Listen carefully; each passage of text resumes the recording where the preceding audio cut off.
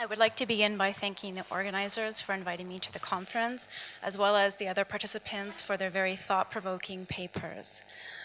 I would like to begin my talk by reading a passage taken from Piotrowski's Towards a Horizontal History of the European Avant-Garde, and kindly ask that you keep it in mind over the course of the next 20 minutes.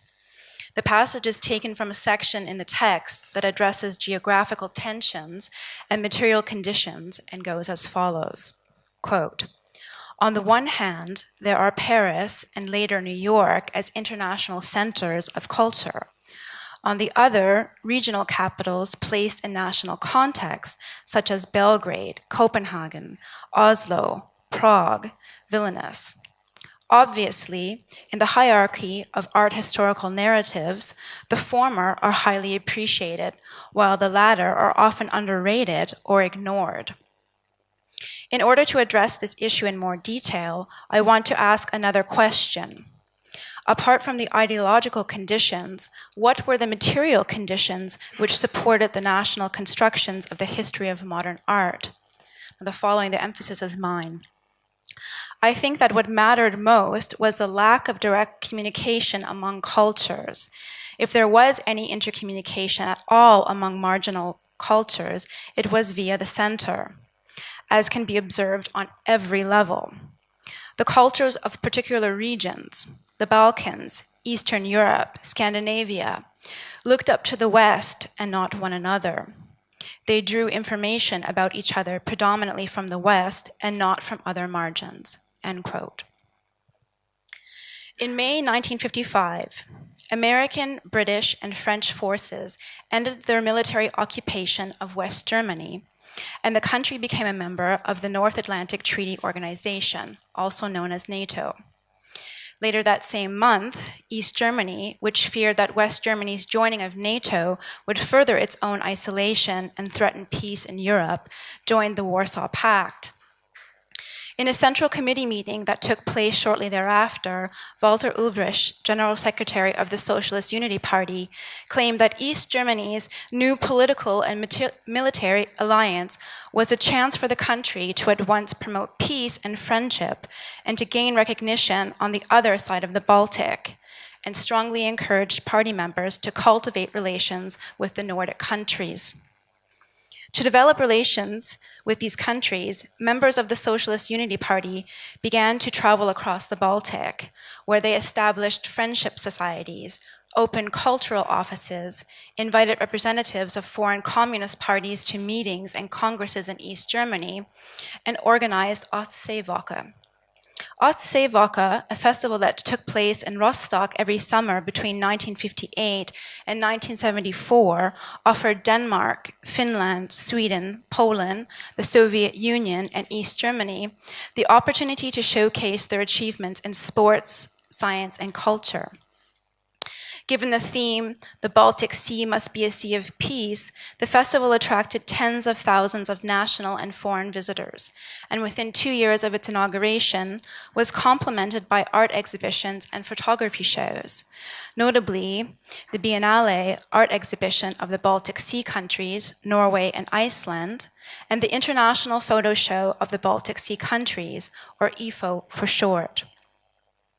Overseen by the Union of Visual Artists and the East German Ministry of Culture, the former featured paintings, sculptures, and graphic art made by artists from all the countries I just mentioned, and owing to its popularity, was given its own exhibition space, the Kunsthalle Rostock, in 1970.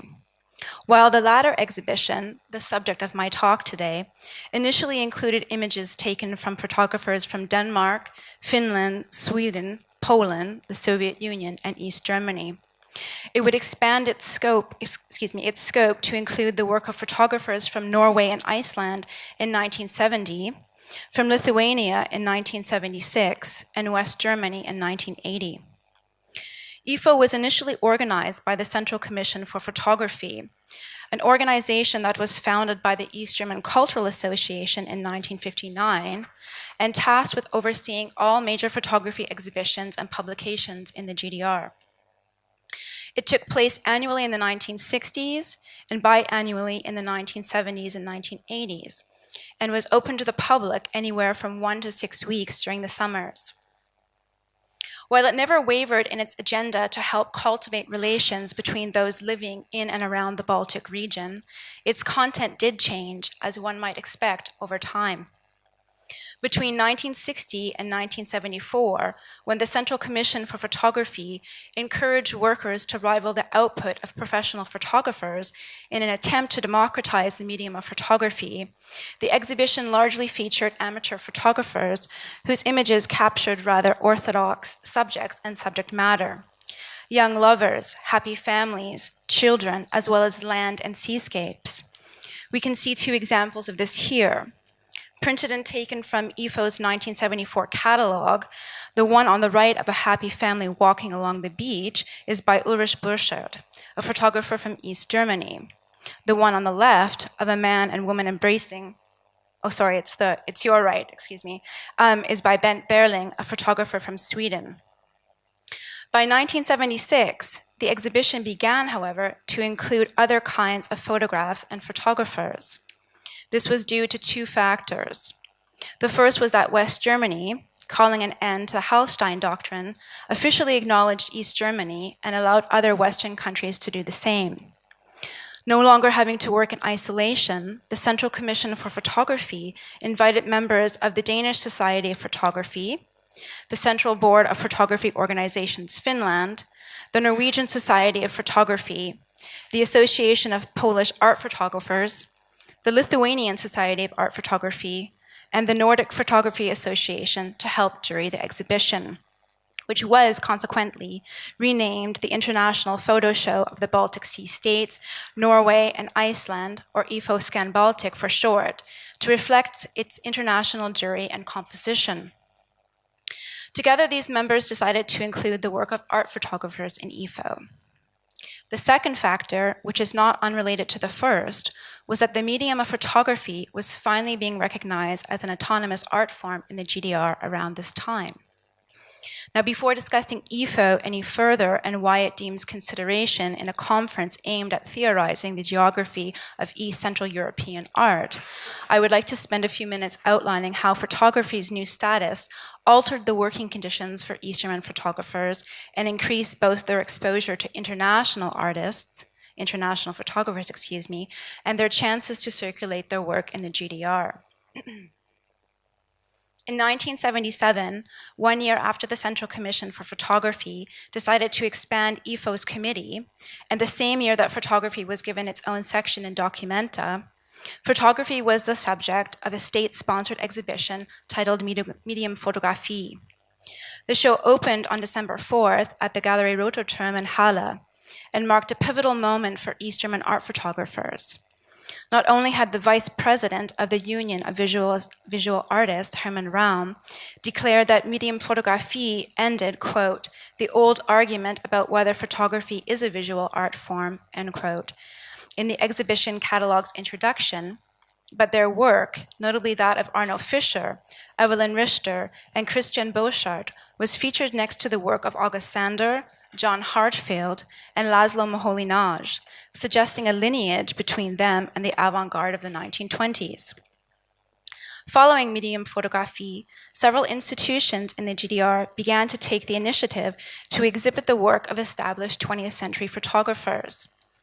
The Academy of Fine Arts in Leipzig, the only academic institution to offer a degree in art photography in the GDR, opened its own gallery in 1979 and exhibited the work of August Sander, El Lissitzky, Karl-Heinz Mein, Man Ray, and Henri Cartier-Bresson, among others. The Cartier-Bresson and Ray shows were respectively organized by the Centre Pompidou and the Centre National de la Photographie and traveled to the GDR from France. The French Cultural Center in East Berlin also exhibited the work of French photographers, and its director, Dominique Palas, frequently invited them and other international photographers, including Robert Frank, Helmut Newton, Yusuf Kowalka, and Carol Calais, to give talks at the center. These foreign photographers would often attend artist gatherings at Arno Fischer and Sibylle Bergermann's apartment that included the couple's circles of friends as well as Fischer's students.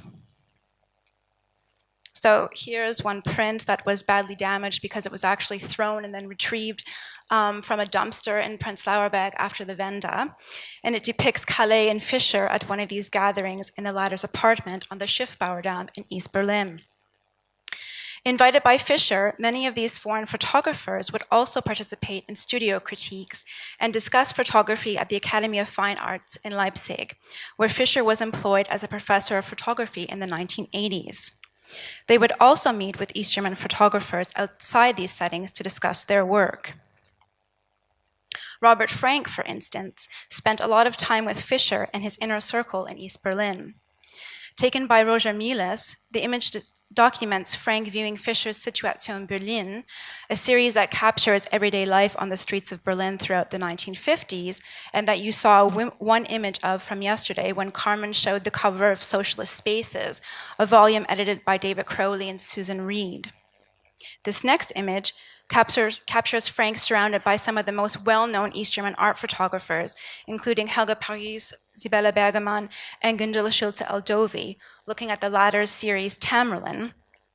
This is a cycle of photos that were taken over the course of 8 years that document the poverty and declining health of an elderly woman that she had met randomly in a park in Prenzlauer Berg in 1979. In addition to being able to see the work of foreign photographers and to converse with them in person, East German art photographers were given various means of financial support and increasing opportunities to circulate their work throughout official channels in the GDR from the late 1970s onward. Under the direction of Ulrich Wallenberg, the Staatliche Kunstsammlung in Cottbus, for instance, began collecting East German art photography in 1979.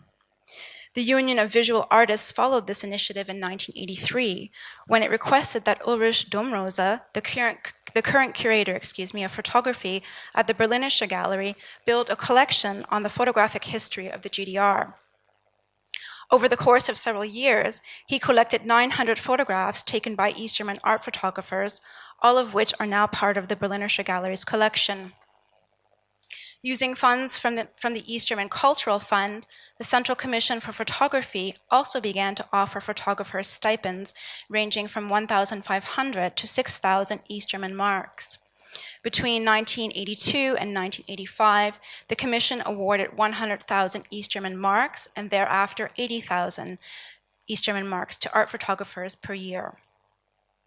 Alongside these changes and opportunities, photographers saw the establishment of the Arbeitsgruppe Fotografie within the Union of Visual Artists in June 1981, and the inclusion of photography in the National Art Exhibition.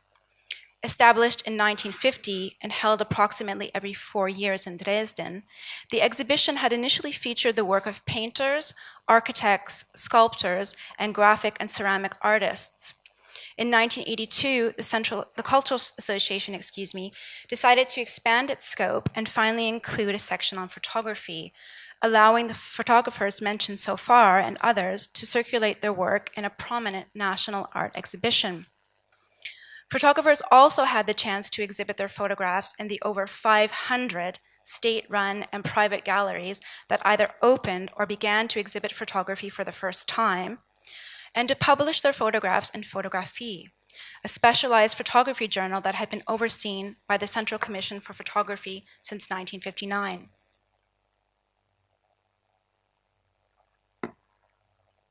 All of this is to say that starting in the late 1970s and early 1980s, East German art photographers were able to widely circulate their work in the GDR. They did not need to submit their series to IFO, which had been known to feature almost exclusively the work of amateur photographers between 1960 and 1976, yet they did. In fact, the number of photographers who submitted their work to IFO rose from 473 to 664 between the late 1970s and mid-1980s. Its visitors also rose from 20 to 30,000 during the same period. Many up-and-coming East German photographers, including those who studied under Fischer at the Academy of Fine Arts or were part of its inner circle in East Berlin, exhibited their work at IFO. To provide you with one example among many, Bernd Lasden, for instance, who was supervised by Fischer in the second half of the 1980s, exhibited his series So sind wir in 1988. the second to last IFO. Similar to the work of East German photographers Christian Boschardt and Margit Emmerich, who entered the homes of everyday East Germans, Lasden photographed them in their surroundings. However, unlike Boschardt and Emmerich, Lasden did not use the names, ages, and professions to identify his subject, a common practice in East German photography. Instead, he asked his subjects to write texts that encouraged viewers to see them outside of these parameters. I will simply show you two images from this series. The first is a former actress sitting in her apartment surrounded by her possessions with a text that reads, "Going to the theater and acting is for me like an elixir of life." The second is an image of three young men standing in a bathroom with their shirts off with a text that reads, "You did not ask us if we wanted to be born, so don't tell us how we should live." This series, which plays with the relationship between text and image and allows its subjects in some ways to speak for themselves, was not common at the time.